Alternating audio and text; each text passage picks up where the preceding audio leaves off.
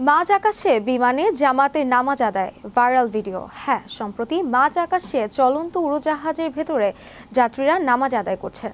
দৃশ্যটি বহু মানুষের হৃদয় ছুঁয়ে গেছে। কোথায় এবং কোন দেশের বিমানে ঘটল এমন ঘটনা? বিস্তারিত থাকছে ডেস্ক রিপোর্ট। মাঝ আকাশে চলন্ত উড়োজাহাজের ভেতরে যাত্রীরা নামাজ আদায় করছে। দৃশ্যটি বহু মানুষের হৃদয় ছুঁয়ে গেছে। এই অনন্য ব্যবস্থাটি রয়েছে সৌদি আরবের জাতীয় উড়োজাহাজ সংস্থা সৌদি এয়ারলাইন্সের বিমানে। মূলত দূরপাল্লার ফ্লাইটে যাত্রীরা যেন যেই নামাজ আদায় করতে পারে সেই উদ্দেশ্যেই এই বিশেষ জায়গা তৈরি করা হয়েছে। নামাজের স্থানটিতে কিবলা নির্ধারণের জন্য আছে অত্যাধুনিক স্বয়ংক্রিয় মনিটর, যা বিমানের দিক পরিবর্তনের সঙ্গে সঙ্গে কিবলার সঠিক দিক নিদর্শন করতে সক্ষম।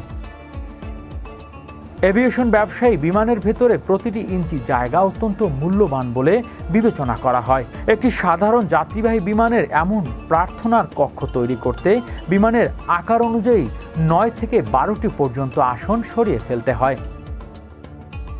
তাই আসন কমানোর ফলে সৌদি এয়ারলাইন্স প্রতি বছর বিপুল অঙ্কের রাজস্ব থেকে বঞ্চিত হচ্ছে।